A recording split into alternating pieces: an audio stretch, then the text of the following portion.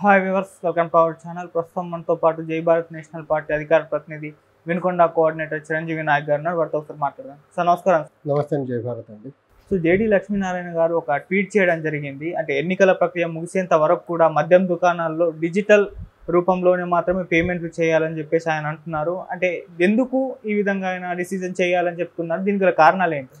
ఒకటండి, ఇప్పుడు ఆంధ్రప్రదేశ్ ఏదైతే ఎన్నికల ప్రక్రియ మొదలైంది కాబట్టి ఆంధ్రప్రదేశ్లో ఈ ఫ్రీ లిక్కర్ని ఎక్కువగా కొనేసేసి బల్క్లో కొనేసేసి ఎవరు కొంటున్నారో తెలియకుండా ఓటర్లని విచ్చలవిడిగా డబ్బులు పంచి ప్రజల్ని మభ్యపెట్టేసి వాళ్ళ పార్టీ యాక్టివిటీస్కి ప్రజలను తరలించే కార్యక్రమంలో, తర్వాత డోర్ టు డోర్ వీరి క్యాంపెయిన్కి వెళ్ళినప్పుడు వీళ్ళ టీడీపీ వైసీపీ లీడర్స్ వెళ్ళిన దానికంటే ముందే లిక్కర్ బాటిల్స్ వాళ్ళ దగ్గరికి వెళ్ళిపోవడం, దీనివల్ల మద్యం చుట్టూ రాజకీయాలు జరుగుతున్నాయి. అది మద్యం ప్రలోభం చూపి వీళ్ళు ఓటర్స్ని వీళ్ళ వైపు తిప్పుకునే ప్రయత్నం చేస్తారు. సో దీన్ని కంట్రోల్ చేయాలి అంటే డిజిటల్ పేమెంట్ ద్వారా లిక్కర్ సేల్స్ కానీ అంటిల్ ఎలక్షన్ అయ్యే వరకు కానీ చేయగలిగితే ఏదైతే ఉందో కొంచెం ప్రలోభం మద్యం ద్వారా జరిగే ప్రలోభాన్ని కొంతవరకు తగ్గించవచ్చు. ఎన్నికల ఫ్రీ అండ్ ఫెయిర్ మేనర్లో జరిగేదానికి ఆస్కారం ఉంటుందని ఒక ఉద్దేశంతో మా అధ్యక్షులు గారు ట్వీట్ చేశారు. అండ్ మా పార్టీ రైట్ ఫ్రమ్ బిగినింగ్ ఈ విషయాన్ని చాలా స్ట్రెస్ చేస్తుంది.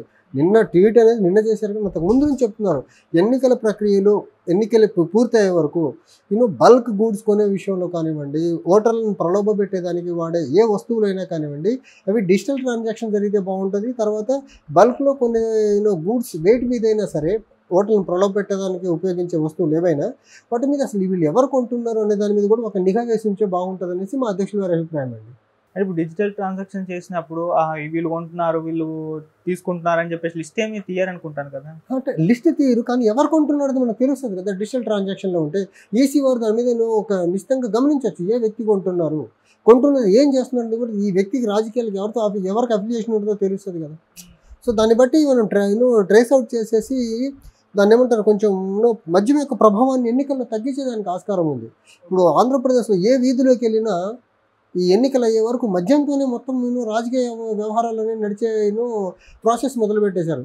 దాన్ని కంట్రోల్ చేసి ఎలక్షన్ని ఫ్రీ అండ్ ఫెయిర్ మేనర్లో జరగాలంటే, ప్రలోభాలు లేకుండా ఉండాలంటే ఖచ్చితంగా డిజిటల్ ట్రాన్సాక్షన్ ఎన్నికలు అయ్యే వరకు మద్యాన్ని మాత్రం డిజిటల్ పేమెంట్లోనే సేల్స్ జరిగితే బాగుంటుందని మా పార్టీ అభిమతం ఉంది. ఇప్పుడు అందరి దగ్గర డిజిటల్ ట్రాన్సాక్షన్స్ అయితే ఉండవు, కొంతమంది అవైలబుల్గా లేని వాళ్ళు కూడా ఉంటారు కదా. మరి వాళ్ళు ఎంత చెప్పండి, ఇప్పుడు బ్యాంక్ దగ్గరికి వెళ్ళి క్యూఆర్ కోడ్ జనరేట్ చేయించుకొని తీసుకొచ్చి పెట్టుకోవడం ఎంత, అది హాఫ్ డే పని కూడా కాదు.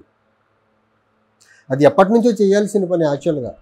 సో వీళ్ళు ఏంటంటే ఎంఆర్పి ఒకటి ఉండి వేరే రేటుకి అమ్ముకునే దానికి ఆస్కారం ఉండదు క్యూఆర్ కోడ్ ఉంటే అనేసి వీళ్ళు దాన్ని డిజిటల్ పేమెంట్కి వెళ్ళట్లేదు. అది ఎప్పటి నుంచో డిజిటల్ పేమెంట్ జరగాల్సింది, కానీ వీళ్ళు ఆంధ్రప్రదేశ్ గవర్నమెంట్కి చిత్తశుద్ధి లేదు. ఎందుకంటే వీళ్ళు మద్యం వ్యాపారంలో ఆంధ్రప్రదేశ్ గవర్నమెంట్లో ఉన్న పెద్దలే ఇన్వాల్వ్ అయి ఉన్నారు కాబట్టి ఆన్లైన్ పేమెంట్కి వెళ్ళట్లేదు వీళ్ళు. అంటే పేమెంట్ చేసే వాళ్ళన్న కొనే వాళ్ళు అందరి దగ్గర డిజిటల్ ట్రాన్సాక్షన్. ఆ రకంగా చూస్తే మనం లిక్కర్ సేల్స్ తగ్గించి ప్రజల ఆరోగ్యాన్ని కాపాడొచ్చు కదండి. ఇప్పుడు లిక్కర్ సేల్ తగ్గితే ఇప్పుడు ఆన్లైన్ పేమెంట్ లేని వాళ్ళు ఉంటారు, అట్లీస్ట్ వాడు కొంతవరకు వాడు ఆరోగ్యాన్ని కాపాడే ప్రయత్నం కూడా జరుగుద్ది కదా.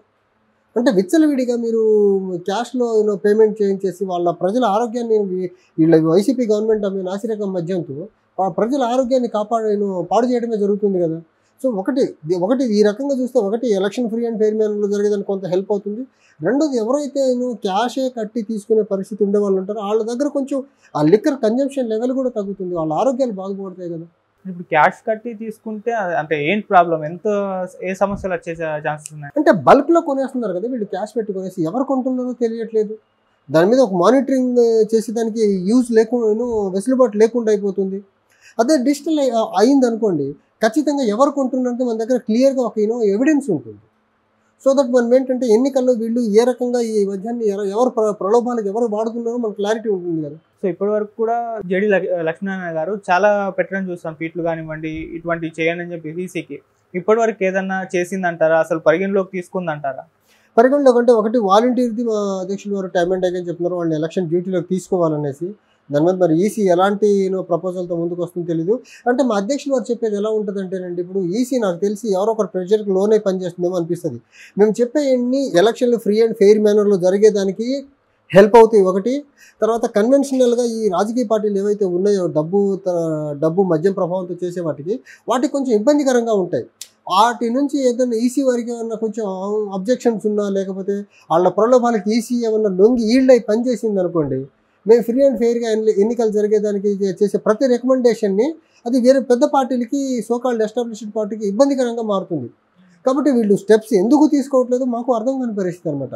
ఇప్పుడు డిజిటల్ పేమెంట్ లిక్కర్ సేల్ దగ్గర డిజిటల్ పేమెంట్ కానివ్వండి, వాలంటీర్స్ని ఎన్నో విధుల్లోకి తీసుకొని ఎలక్షన్ విధుల్లో పెట్టి వాళ్ళని జిల్లాల నుంచి ట్రాన్స్ఫర్ చేయడం కానివ్వండి, ఇవన్నీ ఎన్నికల ఫ్రీ అండ్ ఫెయిర్ మేనర్లో జరిగేదానికి ఆస్కారం ఉంటుంది. ఇప్పుడు చూడండి, మీరు వాలంటీర్స్ని ఎన్నికల విధుల నుంచి దూరంగా ఉండటం వల్ల 24/7 ఫుల్ టైం వైసీపీ కార్యకర్తలా పనిచేసి ఓటర్లను ఇంకా ఎక్కువ ఇన్ఫ్లుయెన్స్ చేస్తున్నాడు, లేకపోతే ఇన్ఫ్లుయెన్స్తో పనులతో ప్రలోభ పెడుతున్నాడు. వాడు ఫుల్ టైం వైసీపీకి పనిచేయడానికి వాడికి వెసులుబాటు దొరుకుతూ ఉంది. సో ఈ ప్రక్రియను ఎక్కడో దగ్గర బ్రేక్ వెయ్యాలి అంటే మా అధ్యక్షులు వారు చెప్పే ఏదైతే రికమెండేషన్స్ ఉన్నాయో ఈసీ వారు పరిగణించి వాటి మీద యాక్షన్స్ తీసుకునే ఇంప్లిమెంటేషన్లో తీసుకొస్తే బాగుంటుంది. అంటే ఇప్పుడు జేడీ గారు ఇన్ని కోరుతున్నారు కాబట్టి ఇవన్నీ ఎలక్షన్స్ పైన ప్రభావం చూపిస్తాయని ఆయన అనుకుంటున్నారా? అంటే ఎలక్షన్ ఫ్రీ అండ్ ఫెయిర్ మేనర్లో జరిగేదానికి లెవెల్ ప్లేయింగ్ ఫీల్డ్ క్రియేట్ చేసేదానికి హెల్ప్ అవుతుందండి. ఇప్పుడు వీళ్ళు ఏదైతే మా ప్రలోభాలు ఇవ్వరో, ప్రలోభాలతో ఎన్నికలు జరగకపోతే, ఎన్నికల్లో ప్రలోభాల యొక్క పర్సంటేజ్ తగ్గితే జనాలు నిజాయితీతో కూడుకున్న లీడర్షిప్ని ఎన్నుకుంటారు. ఆంధ్రప్రదేశ్లో ఇప్పుడు జనాలు నిజాయితీతో కూడుకున్న ఆల్టర్నేటివ్ని చూస్తే అది జై భారత్ నేషనల్ పార్టీ వివి లక్ష్మీనారాయణ గారే కనిపిస్తారు. కాబట్టి ఆబ్వియస్గా మా పార్టీకి బెనిఫిట్ అవుతుంది. అది మా పార్టీకి బెనిఫిట్ అవ్వకూడదు అనేది వేరే ఎస్టాబ్లిష్డ్ కరప్ట్ పార్టీల యొక్క మనోగతం అనమాట.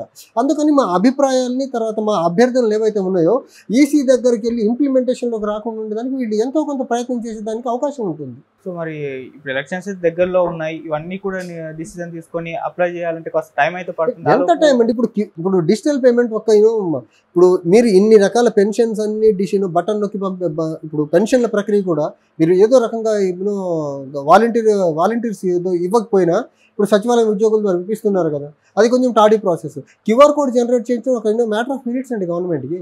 ప్రతి షాప్ వాడు బ్యాంక్ వెళ్ళి అప్లై చేసుకోవడం పెద్ద మ్యాటర్ ఏం కాదు. క్యూఆర్ కోడ్ కోసం ఈజీగానే అయిపోతుంది. అది కొద్ది క్షణాల్లో అయిపోయే పని. ఇంత సీన్ చేయను, ఇంత దాన్ని టైం తీసుకోవాల్సిన అవసరం లేదు. చేయను ఈసీ కానీ చిత్తశుద్ధి ఉంటే ఇక్కడ ఈసీ చిత్తశుద్ధిని కూడా శంకించాల్సి ఉంటుంది. వాళ్ళకి ఫ్రీ అండ్ ఫెయిర్ మేనర్లో ఎన్నికలు జరగాలని ఉందా లేదా ఈసీకి, లేకపోతే ప్రలోభాలని ఎలక్షన్లో తగ్గించాలని కోరుకుంటున్నారా లేదని కూడా ఇక్కడ క్వశ్చన్ మార్క్గా మారుతుంది ఈసీ విషయంకి వచ్చేసరికి. సో మరి ఇప్పుడు ఎలక్షన్స్ దగ్గరలో ఉన్నాయి, ఇవన్నీ కూడా డిసిజన్ తీసుకొని అప్లై చేయాలంటే కొంత టైం అయితే పడుతుంది. ఎంత టైం అంటే ఇప్పుడు డిజిటల్ పేమెంట్ ఒక ఇప్పుడు మీరు ఇన్ని రకాల పెన్షన్స్ అన్ని బటన్ నొక్కి ఇప్పుడు పెన్షన్ల ప్రక్రియ కూడా మీరు ఏదో రకంగా వాలంటీర్స్ ఏదో ఇవ్వకపోయినా ఇప్పుడు సచివాలయం ఉద్యోగుల ద్వారా ఇప్పిస్తున్నారు కదా, అది కొంచెం toddy process. QR code generate చేయడం ఒక మ్యాటర్ ఆఫ్ మినిట్స్ అండి గవర్నమెంట్కి. ప్రతి షాప్ వాడు బ్యాంక్ వెళ్ళి అప్లై చేసుకోవడం పెద్ద మ్యాటర్ ఏం కాదు. క్యూఆర్ కోడ్ కోసం ఈజీగానే అయిపోతుంది. అది కొద్ది క్షణాల్లో అయిపోయే పని. ఇంత సీన్ చేయను, ఇంత దాన్ని టైం తీసుకోవాల్సిన అవసరం లేదు. చేయను ఈసీ కానీ చిత్తశుద్ధి ఉంటే ఇక్కడ ఈసీ చిత్తశుద్ధిని కూడా శంకించాల్సి ఉంటుంది. వాళ్ళకి ఫ్రీ అండ్ ఫెయిర్ మేనర్లో ఎన్నికలు జరగాలని ఉందా లేదా ఈసీకి, లేకపోతే ప్రలోభాలని ఎలక్షన్లో తగ్గించాలని కోరుకుంటున్నారా లేదని కూడా ఇక్కడ క్వశ్చన్ మార్క్గా మారుతుంది ఈసీ విషయంకి వచ్చేసరికి.